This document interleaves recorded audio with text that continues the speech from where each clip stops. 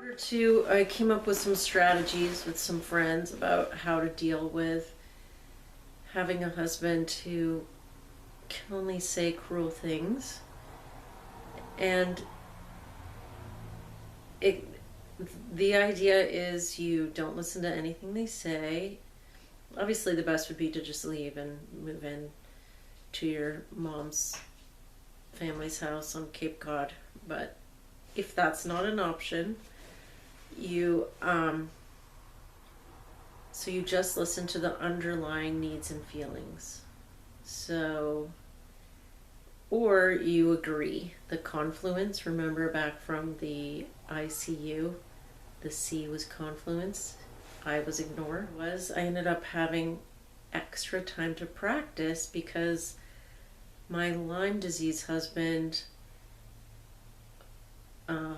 walked out on Friday and didn't come back, leaving me to deal with the children for the weekend, because men can do that because they know the women won't leave their children. That's why up through the 18th century, the law in England anyway was that the men owned the children. That way they owned the wife too, because she wasn't going to leave her daughter or son, so they could treat them how they wanted. So what you wanted as a woman was a good man. Also, if we can believe Jane Austen, a rich man. Which is why my dog's name is Mr. Bingley. 5,000 a year. So anyway, I had a lot of time to practice because he was only texting, and the texts gave me time to sit there and wait and respond to only the underlying message. Like when he would say, "Why aren't you calling me?" I could say, "I'm guessing you want connection." Instead of just answering, "'Cause you're a dick," which just doesn't get anywhere. And then his dad out of the blue started texting me from an anti-Brexit march, and he now has his dad's sociopath personality. And so I had more chances to practice. They were in a march, and so the dad texted, "British placards, posters, that is, in American, British placards are so much better than American ones."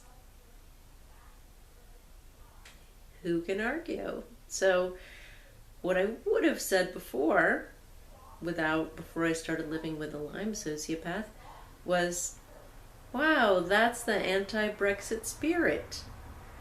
But instead I said, "No doubt. Yep. America, home to not one witty person, especially when it comes to posters in marches." So then the Lyme husband came home on Sunday night, and I was ready. I was ready to just use my empathy weapon to keep him at bay. And the kitchen was a disaster. I had woken up in the morning Sunday and made dinner in the crock pot, so it seemed like a mom had come and made dinner for me when I got home. And then I went out all day with my daughter and took her to this mother-daughter bonding spiritual workshop as a favor to a friend, where a supermodel taught us Kundalini yoga and looked up into her pineal gland and told us that the problem with people is their pineal gland, see I'm doing it, is calcified, and all of us haggard looking, tired women with daughters were thinking, "Wow, will I look like Cindy Crawford if I do this? I'm going to try to keep doing it." But no, she also has gone a bunch of Botox and all that stuff. So I guess there's really no solution to that aging. besides self-mutilation. Anyway, so I drive all the way home from Topanga.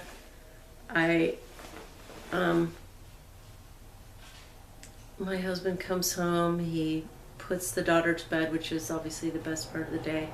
He falls asleep in her bed. I wake him up using the power of the ceiling light from the next room.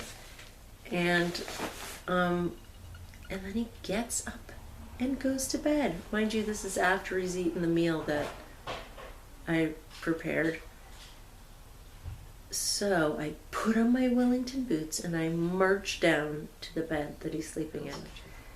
And he yells at me from bed about how I don't have a career and I don't work. And